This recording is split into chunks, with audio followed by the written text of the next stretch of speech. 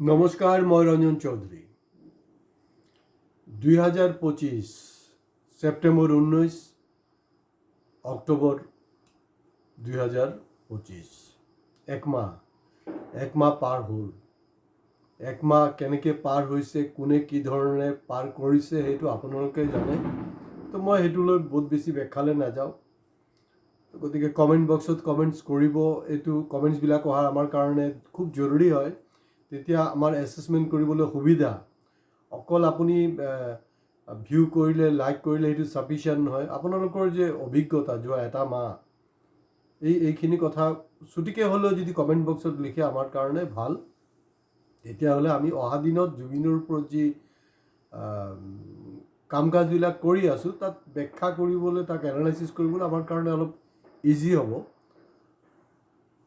তো চাওকচোন বাৰু, আজি মানে মই যোৱাকালি ক'বলৈ আছিলে কিন্তু মই কোৱা নাই। মই খালি অলপ চাব লাগে নহয় যে কি হৈছে মোৰ আশে পাশে। কাতি বিহু গ'ল, তো মই শেষলৈকেতো চাব লাগিব যে আজি পেপাৰত কি আহিব।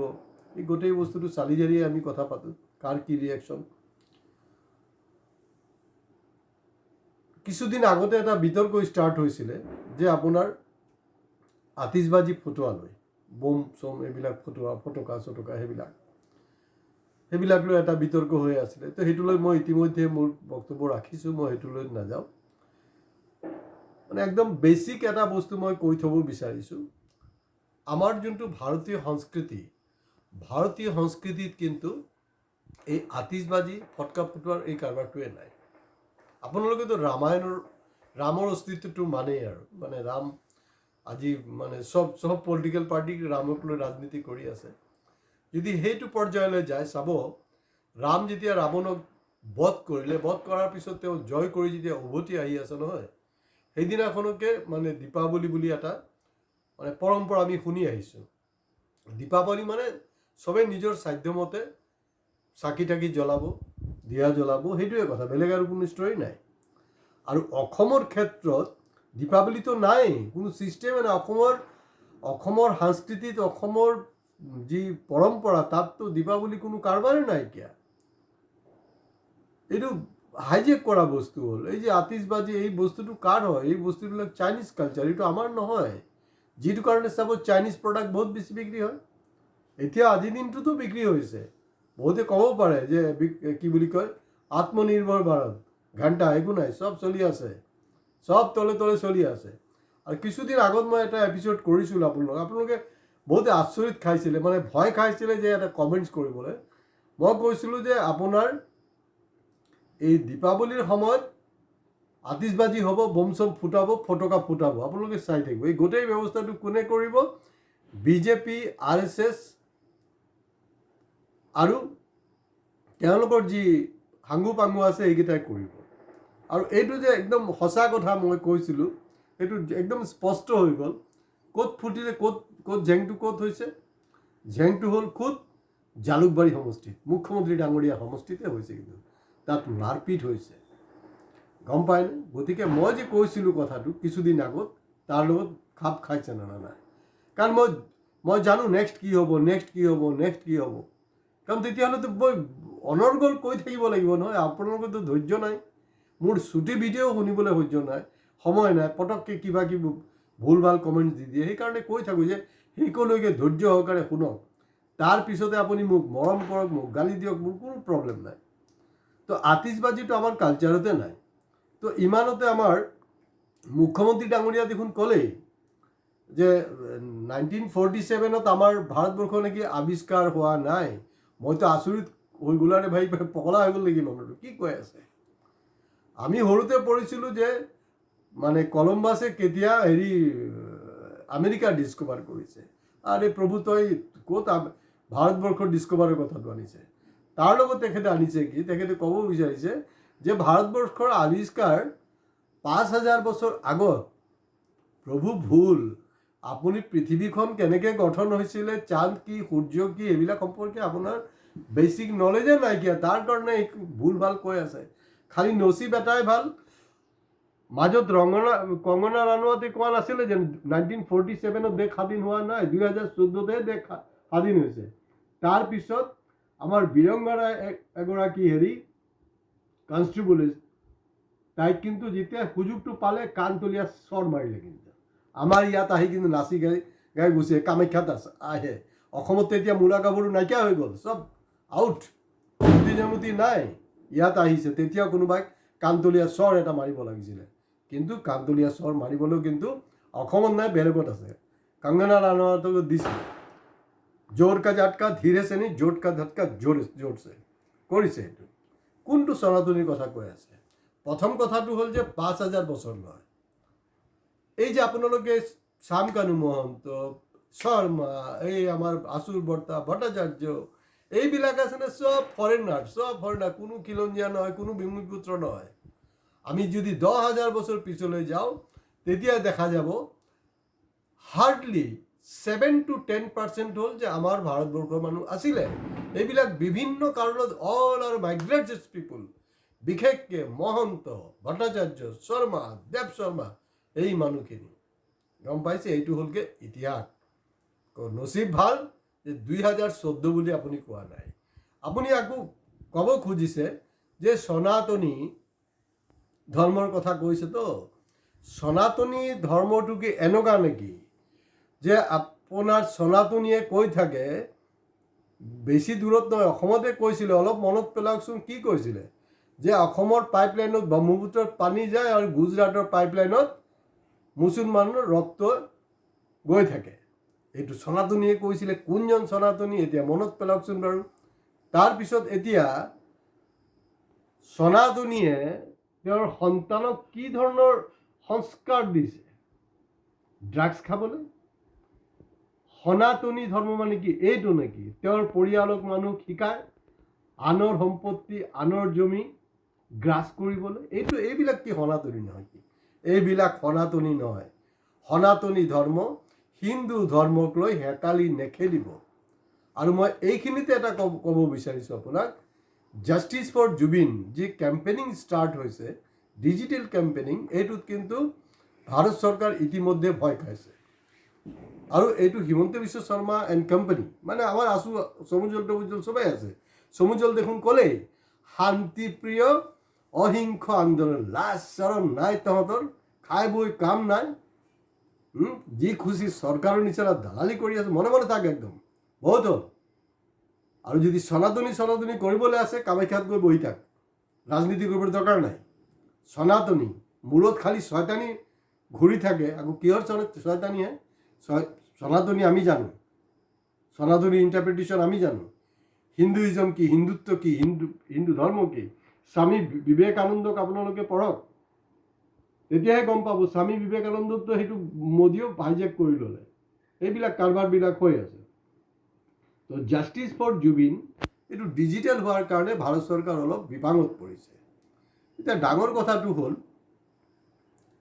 তেওঁলোক এনেকুৱা এটা কৰিব বিচাৰিছে না, এইটো আমাৰ যোনটো ডিপ্ল'মেটিক ৰিলেশ্যন, ইণ্টাৰনেশ্যনেল ৰিলেশ্যন, তাত নাকি বাধাগ্ৰস্ত হৈছে, অসুবিধা হৈছে।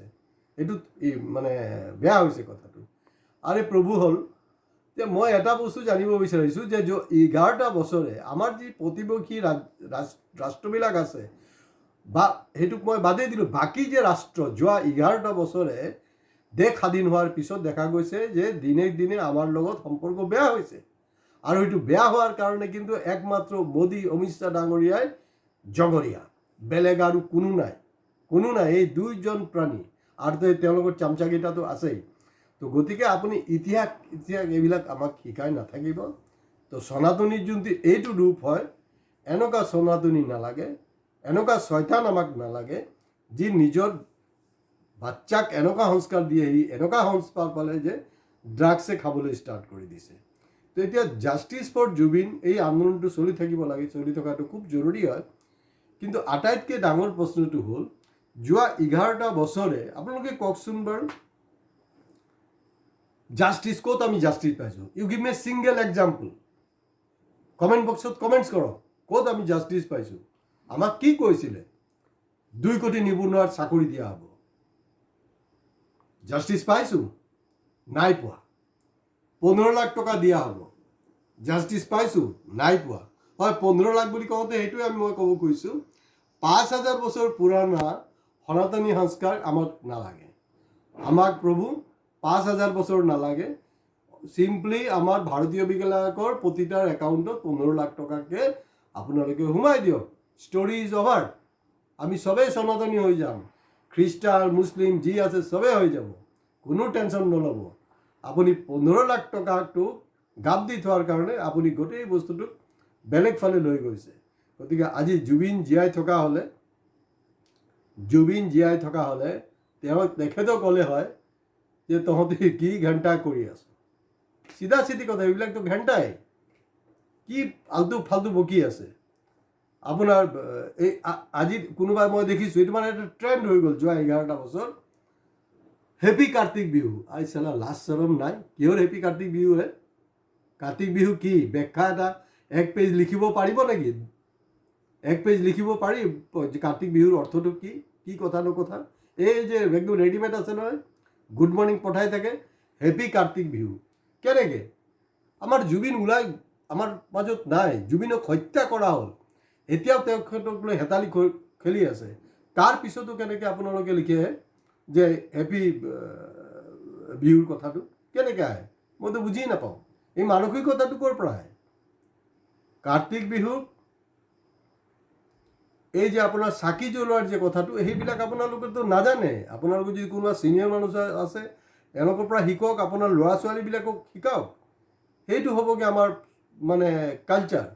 কিন্তু সেইবিলাক আপোনালোকে কৰা নাই। আৰু তাতকৈও ভয়ংকৰ যোনটো বেয়া কাৰবাৰটো হৈ আছে, আমাৰ যে অসমৰ যে খেতিয়ক আছে, খেতিয়কৰ অৱস্থা কিন্তু জোৰলা, বৰ বেয়া, খুব বেয়া অৱস্থা। কিন্তু আমাৰ যে কৃষিমন্ত্ৰী অতুল বৰা ডাঙৰীয়া চাব, ফেচিয়েল নকৰাকৈ, চিকচিকা নোহোৱালৈকে কিন্তু তেওঁ ৰাতিপুৱা ঘৰৰ পৰা নোলায়। লাগিলে মৰ্ণিং ৱাক কেলে, আপোনাৰ যোগাসন কৰোঁতেও আপোনাৰ ফেচিয়েল কৰি ওলাব। এইটো হ'লগৈ কাৰবাৰ।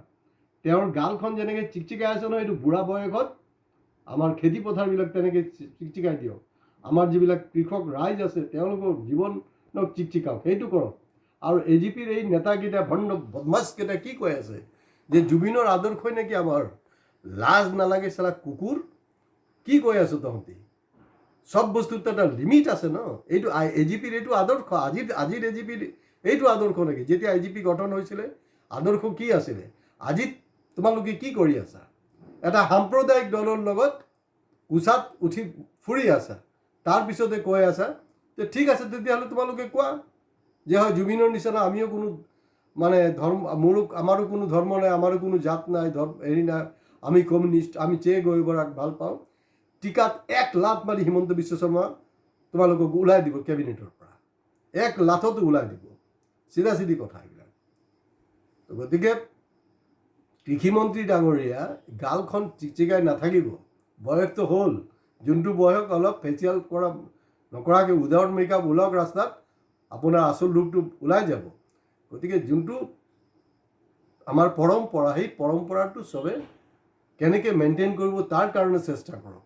সেইটো নকৰি এই যে কাৰবাৰটো হৈছে সেইটো ঠিক হোৱা নাই। আৰু জাষ্টিছ ফৰ জুবিনৰ যি কেম্পেইনিং, তাৰ তীব্ৰতা কিন্তু বহু গুণে বঢ়াব লাগিব। লগেতো মই আকৌ ক'ম, আপোনাৰ কোনোবাই লিখিছে দেই, মই নাকি ইনকাম কৰাৰ কাৰণে এইবিলাক কৰি আছোঁ। আৰে ভাই, ইনকাম যদি কৰিবলৈ আছে ন, মোৰ হাতত আইটেম আছে। মোৰ ইউটিউবত এনেকৈ হিমন্তৰ পিছত মাল বুলি কয় নে, এনেকৈ মাল এৰিম নহয়, ৰাতিৰ ভিতৰত কৰোড়পতি হৈ যাম। ধেমালি পাইছে নেকি? ইউটিউবৰ পৰা আপুনি ক'ব এইটো কি ফেচবুক পাইছে? মাইকী ৰন্ধা কৰিছে, কিবা কৰিছে, এইবিলাক দেখুৱাই পইচা খাব লাখ টকা। ইউটিউব আৰু ফেচবুকত সেইটোৱে ডিফাৰেঞ্চ হয়। যদি মোৰ কমাবলৈ আছিলে, মোৰ হাতত বহুত ৰাস্তা আছে, আজিৰ দিনতো ৰাস্তা আছে। মই সেইবিলাক লোৱা নাই। মোৰ কথাৰ লগত মোৰ আদৰ্শৰ, মোৰ দৈনন্দিন জীৱনৰ সম্পৰ্ক আছে। জাষ্টিছ ফৰ জুবিনৰ যি ডিজিটেল কেম্পেইনিং, সেইটো বৰ্তাই ৰাখক। লগতে আমাৰ ইউটিউব যিবিলাক ভিডিঅ' আহি আছে যোৱা 19 ছেপ্টেম্বৰৰ পৰা, সেইবিলাক আপোনালোকে চাওক। কোনোবা যদি চোৱা নাই আপোনালোকে চাই থাকক। আৰু ইয়াৰ ছাবস্ক্ৰিপশ্যন, লাইক, কমেণ্টছ কৰিবলৈ ভয় খাইছে, একো নাই। কিন্তু আপোনালোকে বিন্দাছ লাইক কৰক আৰু শ্বেয়াৰ কৰাত আৰু ছাবস্ক্ৰাইব কৰাত কৃপণালি নকৰিব। নমস্কাৰ।